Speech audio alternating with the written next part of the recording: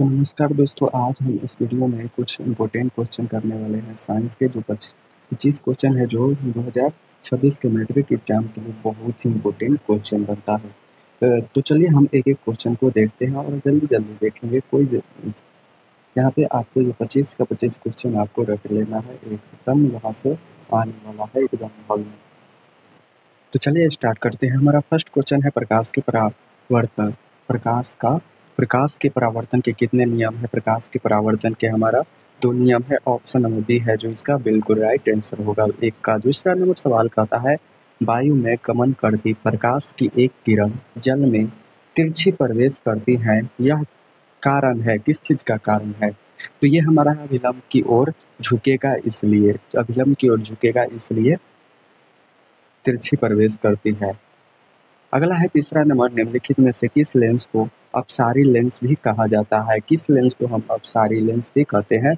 तो वो octal lens को भी हम एक अपसारी लेंस कहते हैं। इसका राइट आंसर ऑप्शन में भी हो जाएगा। इसका अगर पीडीएफ चाहिए तो आप टेलीग्राम ज्वाइन कर सकते हैं, वहाँ पे आपको डेली का डेली पीडीएफ अपलोड होता रहता है। अगला चौथा नंबर सवाल कहता है किसी बीम का वास्तविक तथा समान साइज का प्रतिबिंब प्राप्त करने के लिए बीम को उत्तल लेंस के सामने कहाँ रखना होगा? उत्तल लेंस के सामने कहाँ रखेंगे तो सामने प्रतिबिंब बनेगा? तो ये लेंस के फोकस दूरी के दोगुनी दूरी पर, लेंस के फोकस दूरी के दोगुनी दूरी यानी f1, f2 और f1 है, माना f1 है तो हमें लेंस को कहाँ यहाँ पे धरेंगे तो दुगनी दूरी पर यहाँ पे आएगा, इस पे प्रकाश आएगा। प्रतिबिंब प्राप्त करने के लिए उत्तल लेंस के है जो सामने रखना होगा, यानी किसी के सामने हमें रखना होगा। तो इसका right answer option number B हो जाएगा, बिल्कुल राइट आंसर। पांचवा नंबर सवाल कहता है मानव नेत्र जिस भाग पर किसी वस्तु का प्रतिबिंब बनता है वो है, जिस भाग पर प्रतिबिंब बनता है वो कौन सा भाग है? तो वो है दृष्टिपटल। ऑप्शन नंबर डी है जो बिल्कुल राइट आंसर होगा 5 का। छठा कहता है किस माध्यम में अपवर्तनांक म्यू का मान होता है? म्यू का मान क्या होता है? तो म्यू का मान होता है साइन आई बटे साइन आर होता है, साइन आई बटे साइन आर। तो इसमें ऑप्शन नंबर ए में है जो देख सकते हैं, तो हमारा right answer option number A हो जाएगा। सातवां नंबर सवाल कहता क्या है किसी लेंस को आवर्धन को एसआई मात्रक निम्नलिखित में से कौन है? आवर्धन क्षमता यानी आवर्धन लेंस का, किसी लेंस के आवर्धन को एसआई मात्रक निम्नलिखित में से कौन है? एसआई मात्रक हमसे पूछ रहा है आवर्धन का। आवर्धन का एसआई मात्रक क्या होता है? तो वो होता है मात्रक विहीन होता है, मात्रक विहीन। ऑप्शन नंबर डी होता है, इसमें का कोई मात्रक नहीं होता है। अगला 8 नंबर तारों का टिमटिमाना प्रकाश के किस घटना को दर्शाता है? प्रकाश की किस घटना को दर्शाता है? प्रकाश के अपवर्तन को। ऑप्शन नंबर डी है जो इसका बिल्कुल राइट आंसर होगा। 9वां नंबर सवाल कहता है किस चालक का प्रतिरोध निम्नलिखित में से किस पर निर्भर करता है? किसी चालक का प्रतिरोध किस पर निर्भर करेगा? तो वो है ऑप्शन नंबर डी उपयुक्त सभी पर, यानी चालक की लंबाई पर, चालक के अनुप्रस्थ काट के क्षेत्रफल पर, चालक के पदार्थ की प्रकृति पूर्ण पर। तो इसका right answer option number D हो जाएगा, ये सभी पर काम करता है। 10वां नंबर सवाल देखते हैं निम्नलिखित में से विद्युत शक्ति का एसआई मात्रक क्या होता है? विद्युत शक्ति का एसआई मात्रक वाट होता है। ऑप्शन नंबर ए बिल्कुल राइट आंसर होगा। 11वां नंबर सवाल है विद्युत परिपथ में विद्युत धारा को मापने के लिए निम्नलिखित में से किस युक्ति का उपयोग होता है? कौन सा युक्ति का उपयोग करेंगे? तो वो हम आमीटर का उपयोग करेंगे। ऑप्शन नंबर सी है जो बिल्कुल राइट आंसर होगा 11 का। 12 है हमारा फ्यूज तार के लिए निम्नलिखित में से कौन सा कथन सत्य है? फ्यूज तार के लिए कौन सा कथन सत्य है? प्रतिरोध तथा गलनांक दोनों अधिक होगा, प्रतिरोध कम तथा गलनांक अधिक होगा, या प्रतिरोध अधिक तथा गलनांक कम होगा? तो भारत का right answer option number C हो जाएगा, प्रतिरोध अधिक तथा गलनांक कम होगा। प्रतिरोध अधिक तथा गलनांक कम होगा तभी। 13 है निम्नलिखित पदार्थों में कौन चुंबकीय पदार्थ नहीं है? कौन चुंबकीय पदार्थ नहीं है? तो पित्तल है जो चुंबकीय नहीं है, लोहा चुंबकीय है, निकेल चुंबकीय, कोबाल्ट चुंबकीय है।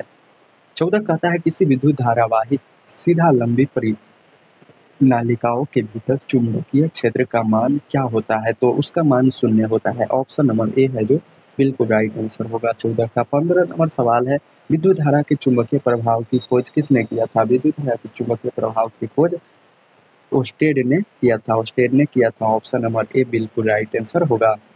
16 है, निम्नलिखित में से कौन सा जैव मात्रा ऊर्जा स्रोत का उदाहरण नहीं है?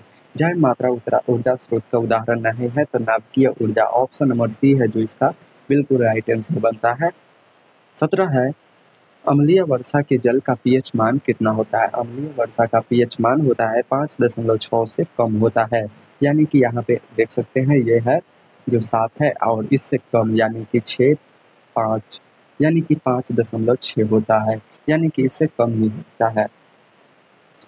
18 है, NaHCO3 यौगिक का प्रचलित नाम निम्नलिखित में से कौन है? इसको हम क्या बोलते हैं? इसको हम बोलते हैं बेकिंग सोडा। का सूत्र क्या होता है? NaHCO3। ऑप्शन नंबर बी है जो इसका बिल्कुल राइट आंसर होगा। 19 नंबर सवाल कहता है अपच का उपचार करने के लिए इनमें से किस औषधि का उपयोग होता है? कौन सी औषधि का उपयोग करते हैं? तो है ऑप्शन नंबर सी होगा antacid. Option number C right answer. 21 है हमारा, यहाँ पे हमारा 19। चींटी के डंक एक अम्ल छोड़ जाते हैं जिनके कारण जलन एवं दर्द का अनुभव होता है। यह अम्ल निम्नलिखित में से कौन है? और यह अम्ल कौन है? मिथेनाइड अम्ल होगा। ऑप्शन नंबर ए बिल्कुल राइट आंसर, अम्ल मीथेन अम्ल। ये 20 नंबर सवाल है, टाइपिंग मिस्टेक है थोड़ा। 21 है, ऑक्जेलिक अम्ल निम्नलिखित में से किसमें पाया जाता है? ऑक्जेलिक अम्ल किसमें पाया जाता है? तो ऑक्जेलिक अम्ल हमारा टमाटर में पाया जाता है। ऑप्शन नंबर ए बिल्कुल राइट आंसर होगा। अगला है CaSO4 1/2H2O निम्नलिखित में से यौगिक का रसायन सूत्र होता है। किसका ये रसायन सूत्र है? तो ये हमारा है प्लास्टर ऑफ पेरिस का रसायनिक सूत्र है CaSO4 1/2H2O। ये हमारा किस चीज का है? प्लास्टर ऑफ पेरिस का सूत्र है। 24 कहता क्या है? निम्नलिखित में से कौन सी धातु कमरे के तापमान पर तरल अवस्था में पाया जाता है? तरल अवस्था में, द्रव अवस्था में पाया जाता है, तो ये पारा है। ऑप्शन नंबर ए बिल्कुल राइट आंसर होगा। 26 है, नाइट्रोजन के दो परमाणुओं के बीच कितने आबंध बनते हैं? कितने आबंध बनते हैं? तो वो त्रिआबंध बनते हैं। ऑप्शन नंबर सी बिल्कुल राइट आंसर है। तो चलिए हमारा आज का क्वेश्चन यही कंप्लीट होता है 25, और नेक्स्ट वीडियो आपको सोशल साइंस का होने वाला है, तो वो आप देखना नहीं भूलिएगा। और इसका PDF चाहिए तो आप हमारे टेलीग्राम में ज्वाइन कर सकते हैं, वहाँ पे आपको PDF मिल जाएगा। तो चलिए मिलते हैं नेक्स्ट वीडियो में।